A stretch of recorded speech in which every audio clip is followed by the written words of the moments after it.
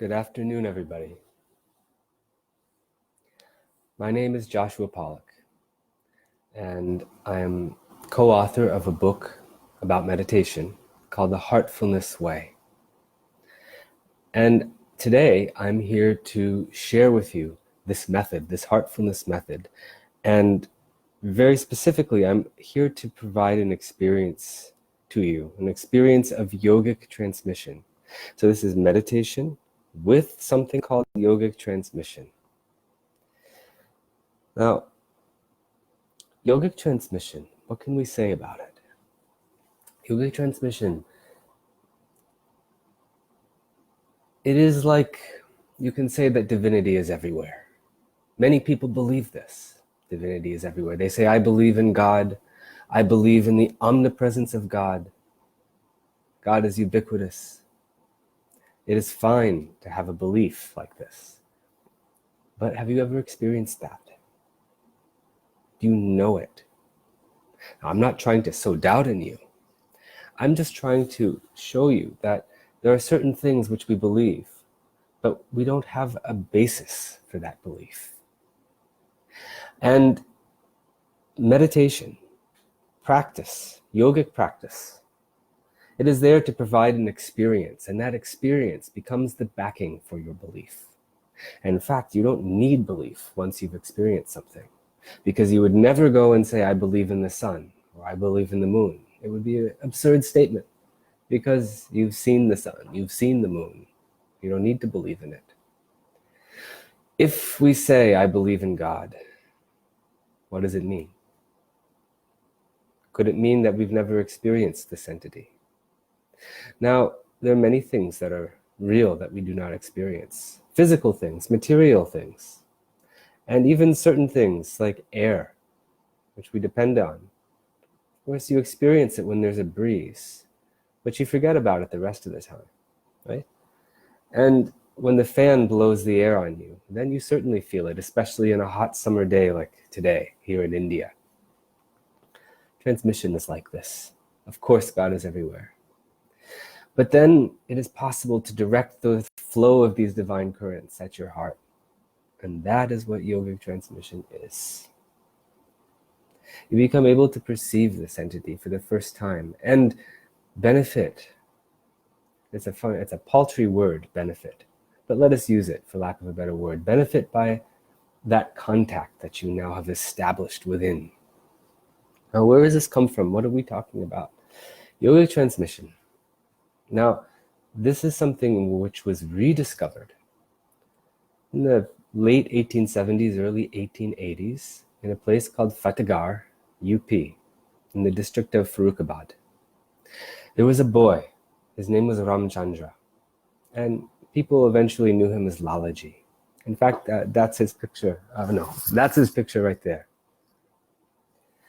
Now, this boy, when he was very young, he found that he could transmit to people and affect amazing transformations within them, spiritual transformations. And all the adults and his neighbors, the people from his town, they would come and they would sit with him and find tremendous effects from that. There's a story that he was walking home in the rain, a tremendous downpour when he was a child. And there was one Sufi gentleman. Actually, he was a Sufi master. And he saw this boy walking. He invited him in to, get out of the downpour. And he went inside, and in that moment, this Sufi master kind of recognized the magnitude of this young child. And eventually, though the child was a Hindu boy, and the Sufi was a Sufi, he said, only he is fit to be my successor. And you can imagine it caused quite a hullabaloo as well in the community. But that's what happened. Now, Lalaji, when he grew up, he didn't teach as a Sufi or as anything. He gave, he taught people according to the need of the people. Somebody, he would say, you meditate on, formless God. Somebody else, he would say, you do a mantra. He gave methods according to the needs of the people. But no matter what method he gave, it wasn't so important. The The real thing that he used to teach was this yogic transmission called pranahuti. That was the basis of it. And his successor as well. His successor, whom we call Babuji, his name was also Ramchandra. And Babuji used to say that this transmission was the method of training so long ago in ancient times. It was, 72 generations before Raja Dasharath. And that's a long time ago, right? And of course, it was lost to humanity. And, well, now it's here. I want you not to believe in this. Experience it. So that's what we'll do. From now on, I'm not going to talk. I'm going to share with you how we meditate. I'll impart this yogic transmission as I've been prepared to do by my own teacher. And see for yourself. So here we'll meditate in such a way where I'll ask you to put your attention on your heart. Okay, first let me explain the method, then we'll do it. So here we meditate upon the heart. It's only with the heart that you're ever going to sense or experience divinity. The mind can never comprehend the formless, the absolute, the infinite. The mind cannot do it. The heart, though, is another story. You can only experience this through feeling. And because you can only experience this through feeling, it is with the heart that we approach divinity. It is with the heart. The organ of feeling. No other organ. Can you imagine the kidneys? Meditating on the kidneys? So we meditate on the heart. And how do we do it? It's very easy. We take a very subtle thought because God is the subtlest thing. We cannot conceive of God, but we can make a thought that there is light from the source within our hearts, already in our hearts. We can have this thought, and then putting our attention on our heart, we can just observe what sort of experience gradually develops over the course of our meditation. And that's all that meditation is. It's a form of waiting and witnessing. So we'll meditate.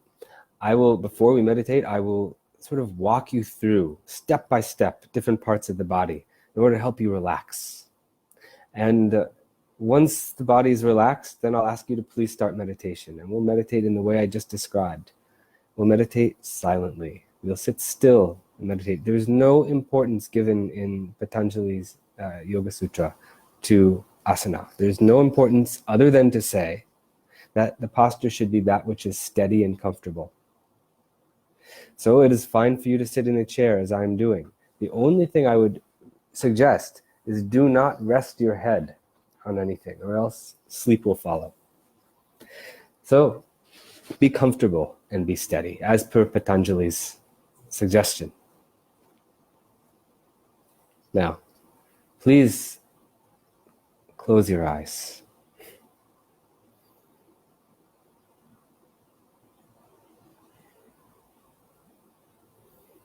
And bring your attention to your toes.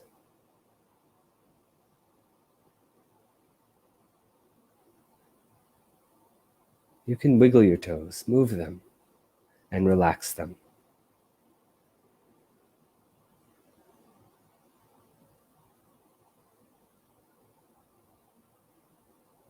Relax your feet. Feel a current of healing energy entering through the soles of your feet, the bottom of your feet, from Mother Earth.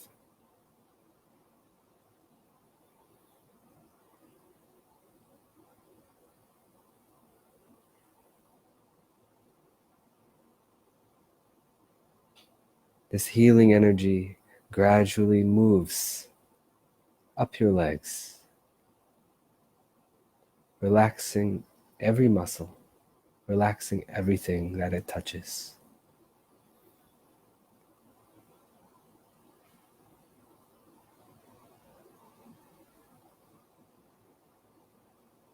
Relaxing your lower legs and knees,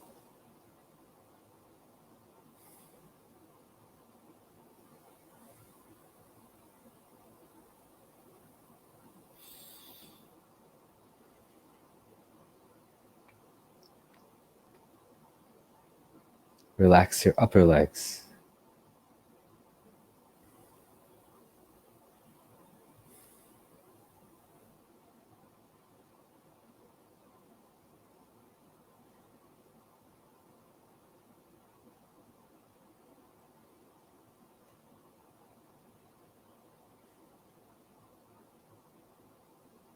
Let your hips relax and waist.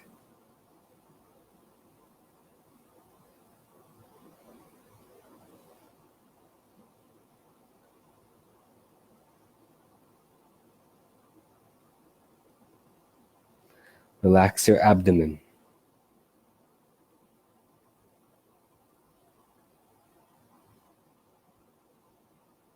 And all the muscles in your chest.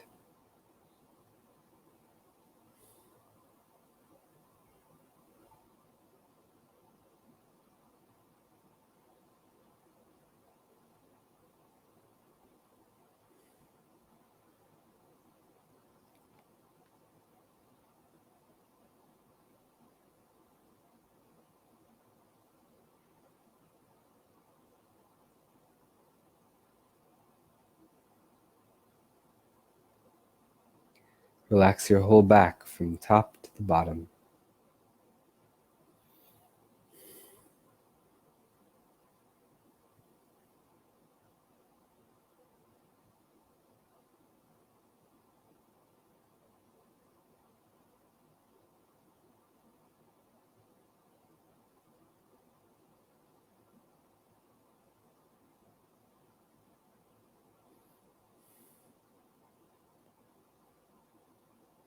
And let your shoulders relax completely.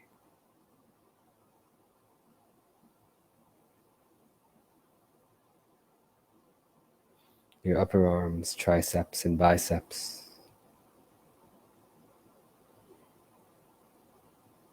Relax your elbows and all the muscles of your forearms.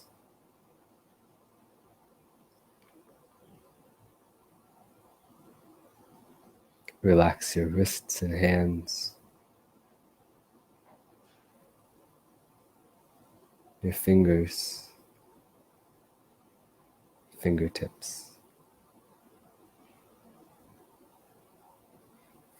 Let your neck muscles relax.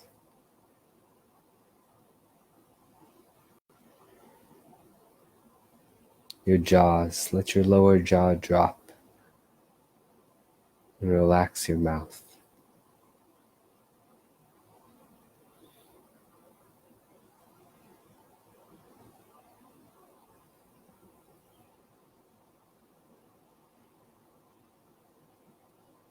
Relax all of your facial muscles.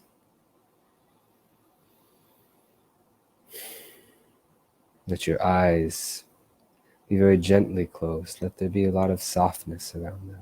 Your eyes and eyeballs relaxed.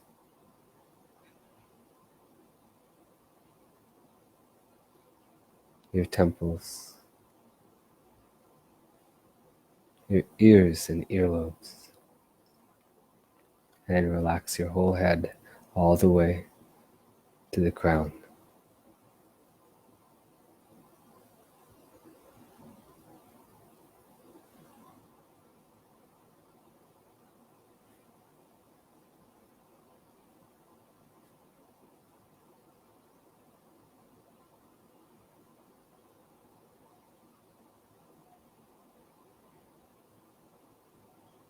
And become aware of your whole body. Any place that requires further attention, relaxation, or that feels unwell or imbalanced. Send this energy from Mother Earth to saturate that place and heal it.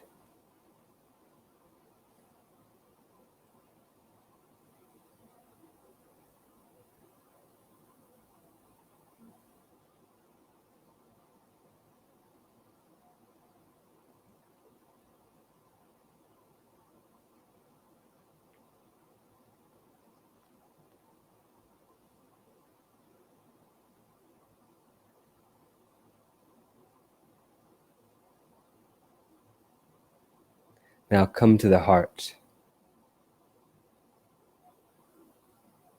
its physical location in your chest on the left side, where light from the source is present. You need not try to see this light. It is something you can only feel.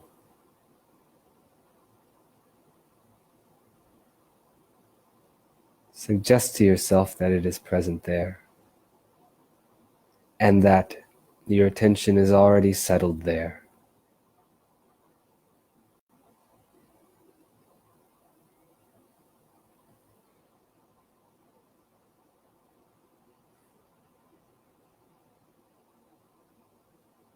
Your awareness is being drawn inside, toward the core of your heart,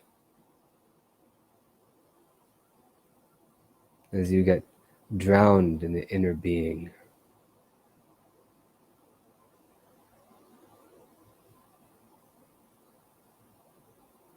Do not try to concentrate, simply relax into this awareness, and please start meditation.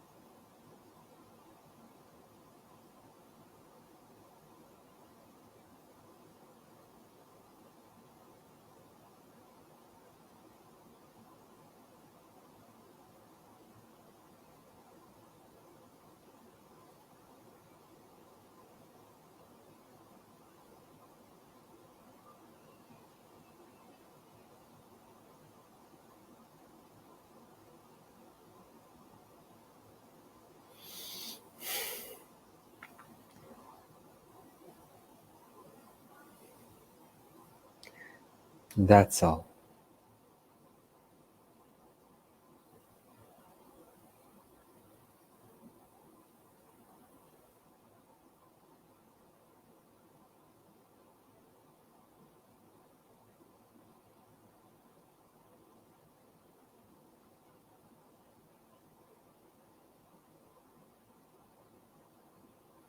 Take a moment.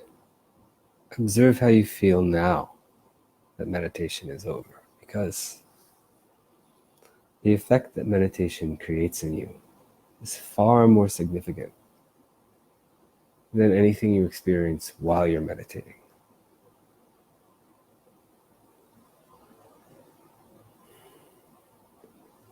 Observe yourself.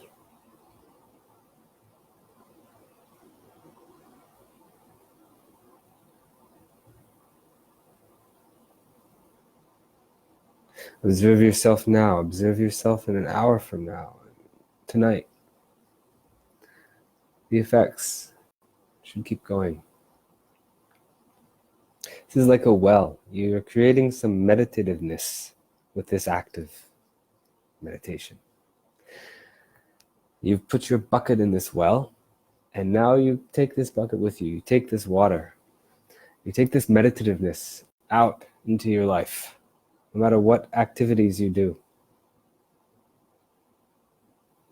That's when this idea of duty, right? It is meaningful when it can be done with meditativeness. Otherwise, it's only action. So, see how you feel. Come out slowly from meditation. Merge that state with your waking state.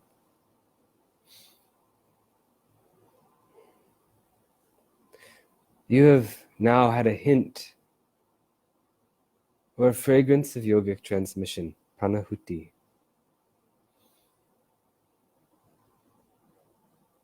Just as water and sunlight can nurture a plant for its entire life, yogic transmission, it can take you from square one to the infinite.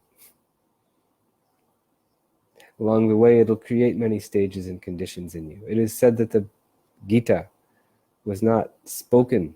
The verses were not spoken. The conditions were transmitted. Like that, yogic transmission will create so many states until, of course, you arrive at the stateless state, a changeless state. We go on changing until we arrive at changelessness. And that is why we experience difficulty in meditation, because we're always changing. Who likes to be changing all the time?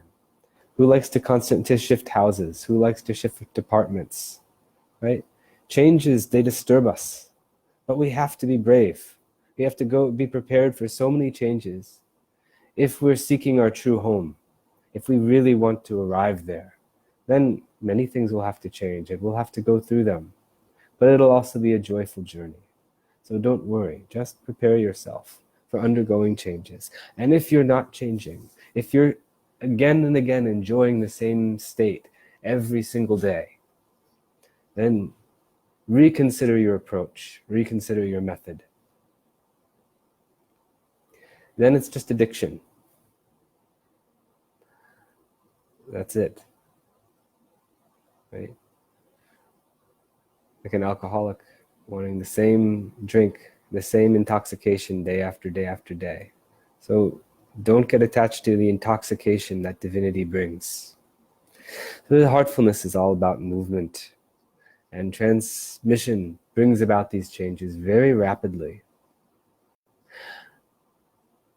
And I urge you to experiment with this. Experience it a little more. Experiment with it a little more. You can do this. Find this Hearts app for iOS or Android. You don't have to pay anything for this. You can't sell God. Never pay for spirituality. I beg you. Download Hearts app. And through that app, you can find a trainer anywhere in the world.